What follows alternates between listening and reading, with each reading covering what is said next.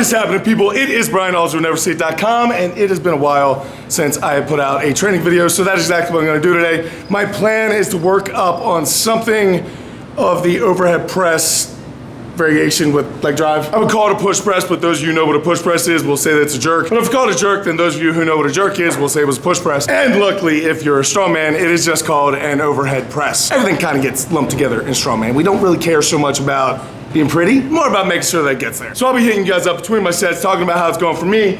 Meanwhile, in the background, Nick, what are you doing today, man? Jerk splits. Jerk splits, hold on. Jerk splits, so you're working jerk splits on the log, right? Yes, so is this a new thing for you? This is a new thing I'm trying to dial in. I think it is a good weapon to have. That's actually what my video is gonna be on. Oh, stop bending over in front of the camera, dude. Stop. Family channel. What are you doing? Good. Ow. Hey man, what are you working on today? You see this log here? Yeah. You strict out of a rack? Strict out of the rack. What are you hoping to work up to? Let's see, in like the mid threes. Mid threes? Absolutely. Let's do it. Yeah. So guys, that's the plan. It should be a really good time on our end. Hopefully it goes well. I'm pretty sure that guy's he's gonna do okay. I should be fine. Highly debatable. So angry. So angry. Olu's such a nice guy. Don't know where that came from. Anyway. So guys, thank you very much for joining me for the commentary. So as you guys can see here, we're just warming up, getting through. Now press days are always interesting to me because of the bad shoulder and coming off the surgery, it's always kind of an interesting day to see what is going to show up and what's not going to go up because of nerve damage and everything else. But this day actually ended up going up decently. There were some points that weren't as good as I would have liked, but really it's about getting back into the motion. I actually hurt my ankle doing backflips at Jujimafu back a couple months ago when I was doing that, and my ankle still is not completely right. So really splitting far isn't an option right now because I don't have the range of motion. So for the most part, it's just about getting that motion back in and just kind of working through that groove and trying to find that path again. Here is 95 pounds for, I was just hitting triples on the way to pull up on the way up, and then I was usually hitting doubles to singles on the overhead press. So this 225 really isn't moving terribly, but my timing is all off on it. Definitely off. Hey Kona, what is this type of coaching called, Kona? Now these are called Glute-Ham race halos. You can do them with a plate. I'm doing them with a medicine ball, and they are extremely challenging for your core. I would highly recommend that you guys try those out. That was Statue of Liberty play right there. Nick actually came up with those, so I guess he's allowed to steal the ball. Now, this is Olo. He was working up on the strict press on the log, and dude, what that dude can do with the strict press absolutely amazed me every single time that he's in there. How much was that? 315. That's 315? Yeah. All right. So I just did 225. You just did 315. How you feel it's going today? I think it's gonna be good. The weather is a little bit, taxing on the body. So it's a little warm. It's a little sweaty. Warm. A little sweaty. And I think it's gonna move well, man. I'm trying to build up my press, and one thing I'm an advocate of, if you want to improve in something, do what you train, what will help you improve in that. So if you want to build your overhead press on the log, use the log.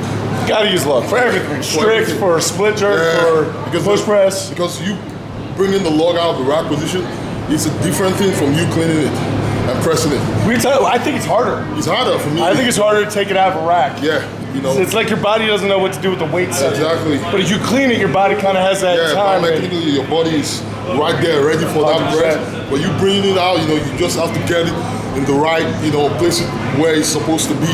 So for me, I try to when I unrack it, I try to turn the handles a little bit inwards just to get that press.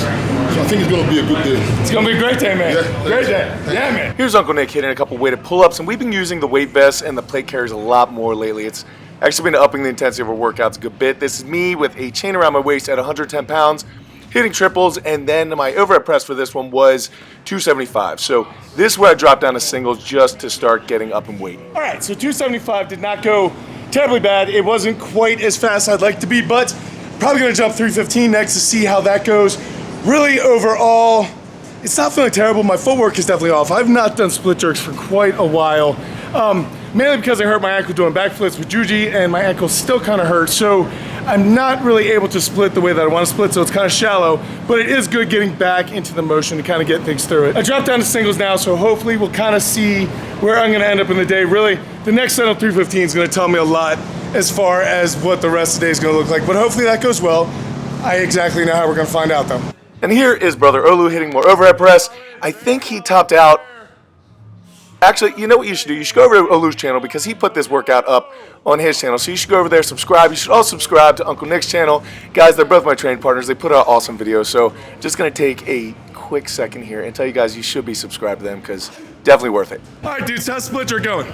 It's going good. I mean, I hit that 325 after not touching a split jerk in months, beltless, so I couldn't ask for it to go better at that point, and it's feeling good with the log. I'm staying around 215, doing a 3x5, really dialing things in under not lightweight, but not heavyweight. Absolutely. Moderate, somewhere in between light and moderate, so. So you can work it, any breakdown, you can fix it. Yep, exactly. I like it. It's light enough I can fix it, but it's heavy enough I get something out of it. Perfect.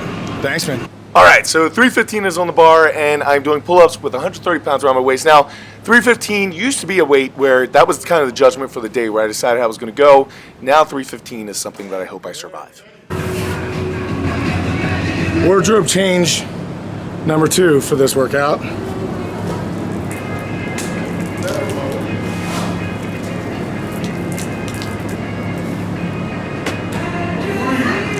$315 calls for a new shirt. And I'm happy to announce that the summer on the East Coast is almost over, so the humidity should start going down and I should stop needing to do so much laundry. Here is 315, which actually went very well. Timing's still off, but it went well. All right, so 315 went okay. It actually moved better than it felt. I felt like it was slow, but after reviewing it, it actually looked pretty decent. My timing is 100% off. I'm all messed up there, but as far as the actual bar speed of the press, that looked pretty good. So I think I'm going to jump to 335, which is actually a weight that I tend to miss. I can usually always hit 365, but I tend to miss 335. I don't know why. Magic. But going back to my last point, I know you guys might feel a little bit silly doing it, but if you do have the opportunity to record some of your sets, I would highly encourage you do it so that you're able to kind of assess where things are going wrong or where things are going right. But also, like I mentioned in my last example, perception is a very far thing from reality. So the way something feels and the way something actually moved are often two very different things. So there have been plenty of times when I thought that I was topped out, that I didn't have anything left, and then I watch a video, and if I was coaching myself, I'd be able to give myself an appropriate weight jump because there's definitely more in the tank. And conversely, there's been plenty of times when I thought the bar was moving fast and I watch a video and it's just crawling, and then I had to adjust my workout that way. So, but the whole point is that if you do not have any footage, then you don't have any data. And if you don't have any data, then you don't have anything that you can really look at and kind of assess. So I know you feel pretty stupid, probably, at least I do. I still feel stupid, and this is my gym, pulling out a camera and just trying to tape your sets and stuff. But I will be honest with you guys, it's done a lot to help my form, and I would not be as far advanced as I was if I was not doing it. But you do look kind of dumb, or at least I look dumb. Yeah.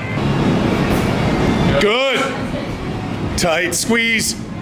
Yep. Good. Back your head. Get to back your head. Come on. Back your head. Good. Nice job, babe. Nice job, brother. All right, so that was Olu's top set of the day. Absolutely ridiculous. And then these are my top sets of the day. 140 pounds around my waist for a triple, and then this is 335, which, like I said, it's always a gamble. And I drive. Good thing I just put out a video on stability. That worked out well. Anyway, not cool.